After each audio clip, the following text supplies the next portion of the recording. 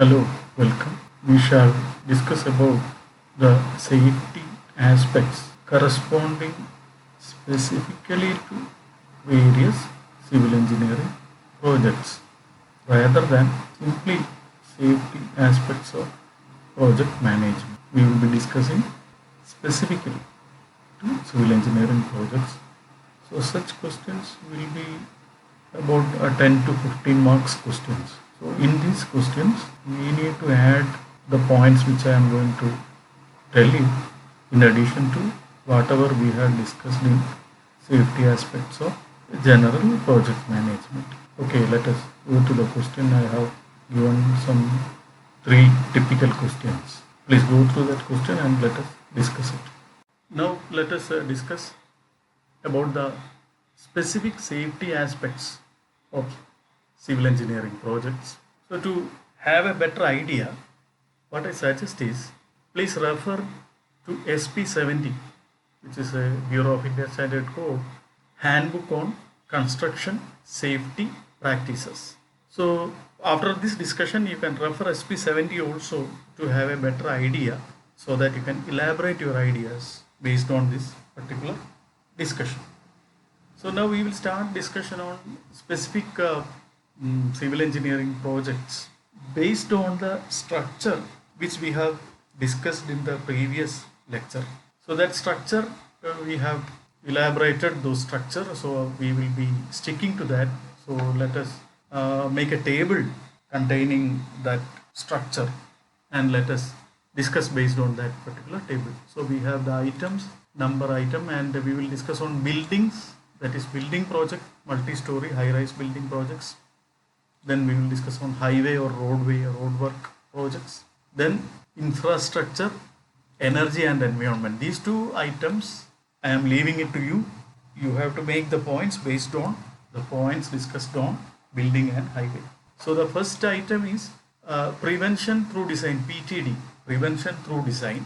Second is the controls. The item A, 2A is eliminating hazards. So for that we need a design for safety. So the structure we have discussed earlier. So 2 and 2B is reduce hazard. 2C is isolate hazard. 2D is using engineering controls. 2E is using administrative controls. And 2F is using PPE. This PPE you must have now familiar with, especially on this COVID-based discussions. PPE is personal protective equipments. This one is not only for doctors and health workers, it is for engineers or all the field people who are working. They need field protection equipments. So now with this structure, we will discuss what is the safety aspects of a building. So for a building, the item number 1, that is PTD, prevention through design. For that, we need to have a plan, an integrated building construction safety plan, because multi-story buildings, etc., high-rise buildings, etc., there will be not only civil component to that, there will be electrical items, there will be mechanical items. So we need to integrate them. That is called an integrated building construction safety plan of civil, electrical, mechanical, etc. Coming on to the controls 2A, that is eliminating hazard in buildings. To eliminate hazard, the first thing we should be careful about is the building codes of design. We have various codes. In those codes, theories are discussed, loading limits are discussed, how to take the building response like bending moment, shear force are discussed. So that has to be adhered to. So that is building codes of design. Second is safety meeting, periodic safety meeting between the various departments, various people. Third is method of work or procedure that shall be defined to eliminate hazard. This information is available in various, in India we can use Bureau of Indian Standard publications, various codes of practice are there. So you can refer the IS codes for fixing up this. Now the second point, to reduce hazard in building projects, we need to have site specific safety programs. Different type of building have different challenges, so site specific program should be there. Second is, in buildings we have the deep excavation or piling, etc. So that safety has to be properly devised. Third is superstructure, concrete and steel work, because the superstructure will be consisting of concrete, steel, then we may add aluminum or glass, etc. So these their safety shall be, or the safety according to that construction shall be addressed to in order to reduce the hazard. And fourth one is, as I have told, we have integrated or electrical, mechanical activities will be taking place in the building, so we need to reduce hazard according to these activities. The 2C, isolating hazard, the first thing is you need to do the cordoning of site, that is isolating the site by proper fencing, marking, etc., so that other people or untrained people or unwanted people, unwanted entrance can be avoided. Second is strict security. Security personnel shall be properly deployed in order to have this.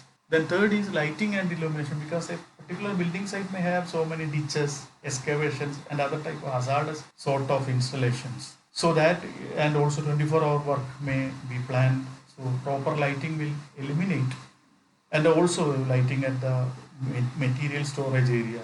All these are very important. Isolate the locations of hazard. So that is lighting. Then 2D, using engineering controls. The main control measure is to display proper signboards and signals, etc. So that display signage is important.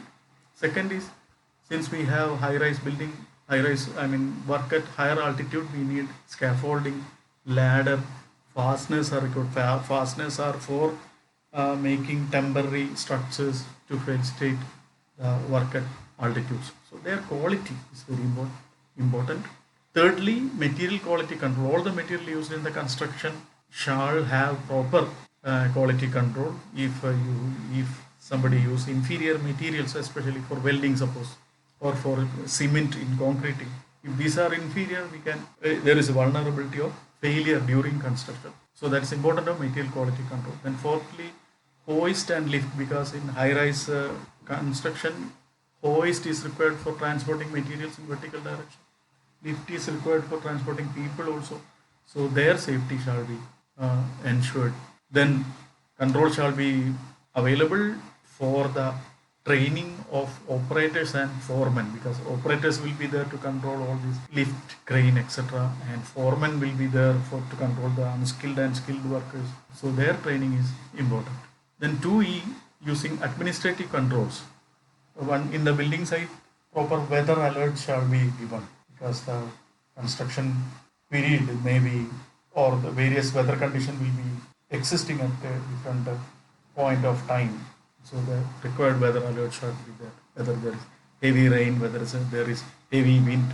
You must be remembering about an incident at the construction work in Makkah, where some cranes entangled. They fell down in heavy wind. So similar accidents occurred at various sites. So weather alert is very important. Second is, special safety agencies at site shall be deployed, because engineers, civil, mechanical, electrical engineers may not be that aware. So special agencies shall be available. Then medical and other ambulance facilities, etc., shall be arranged. That is the third point. Coming on to 2F, that is the PP, personal protective equipment. Safety gadgets like safety belt, helmet, etc., shall be, because people are working at heights. There is a possibility of falling down of materials and other debris. Helmet is required for that. For people working at height, they shall hook their safety belt to required points to the required level of safety. So that is safety gadgets. Second is health protection, including dehydration issues, because the building site may be hot sun conditions may be there, so dehydration is an issue. And also other weather condition, like say if in rainy season you can have flu and all. So this type of health protection is required. Then food poisoning, all these aspects have to be addressed. And then third is fencing and alarms, because people will be working, they will be moving around, so their protection can be ensured by providing proper fencing around ditches, around excavations, and proper alarms at vulnerable locations. And fourth point is also very important. Chemical handling may be required at a particular building site. So that safety, goggles, gloves, etc., shall be available. So these points are related to the safety aspects in the given structure for buildings. Now we will discuss regarding highway also, road work construction. That is, first point is prevention through design. So here also we should have a plan. That plan should be a transport management plan, because this construction may be for a new site or an expansion of a existing highway project. So a transport management plan, because different types of transport facility may be conflicting with this particular work or this particular project. Maybe rail transport, maybe water transport, all this may be conflicting. So you should have a comprehensive transport management plan in order to achieve the prevention through design. Then controls to eliminating hazard. To do that, first of all we should have, whether it is new or existing facility, proper traffic control plans. Traffic control in the sense that is different from transport management. Traffic means if it is a highway project, traffic which is originally which was going through the highway, how to divert it. If it is a railway project, when the work shall be carried out, what should be the intimation given to the safety department of railway, all these controls shall be available or made. Then second is safety meetings, as in the case of buildings, proper safety meeting of various personnel shall be taken place. Thirdly, method of works procedure defined. So this one is also related to building codes, especially in highway we have IRC, Indian Road Congress specifications available, railway codes are available. So referring to these things, we can ensure design for safety in method of works and procedures. Now coming on to the control 2B, that is reducing hazard. Site specific, because each project, whether it is highway through a marshy land, highway through a hilly terrain, a new railway line, all these things have site specific issues. So that program shall be there. Secondly, in highways and all, we have a tremendous amount of cutting and filling. So slope stability is an issue. So this aspect shall be viewed upon in order to reduce the hazard. Now to isolate the hazard, traffic diversion. I need not to tell you regarding this. You already have seen so many traffic diversion scenarios. Then cordoning of site, as in the case of buildings, the area shall be isolated by proper fencing and all.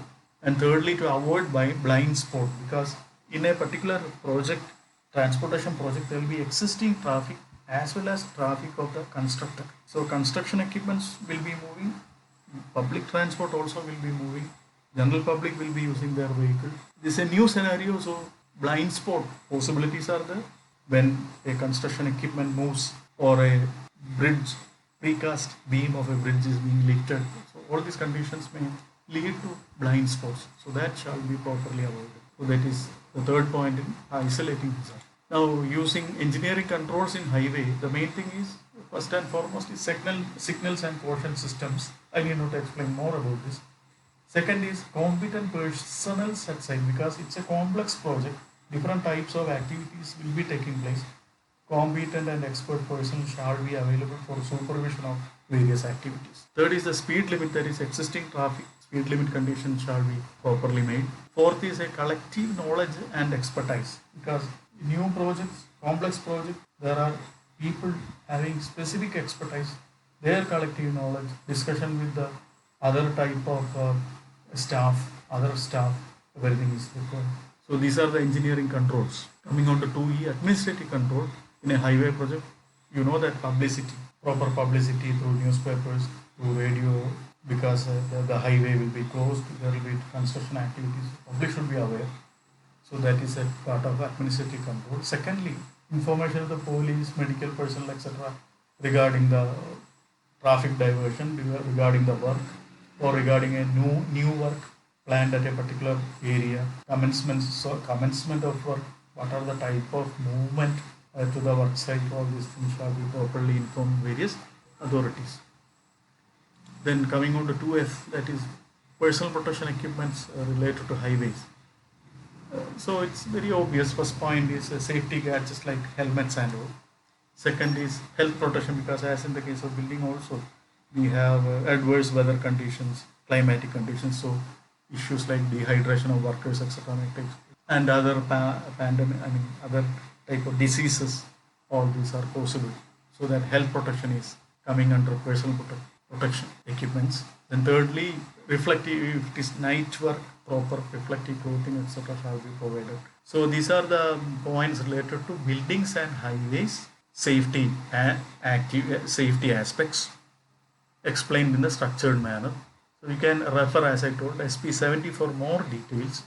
And based on this given structure on building and highway, I request that you make points corresponding to infrastructure projects and energy and environment projects. So once you do that, that's an exercise. Actually, how many points are there? One, seven. Only 7 points under various heads are required. So please refer SP70 and have an idea about infrastructure projects and energy and environment projects. And please add these points so that you can have a very good confidence over whatever university question based on civil engineering project safety. Thank you very much.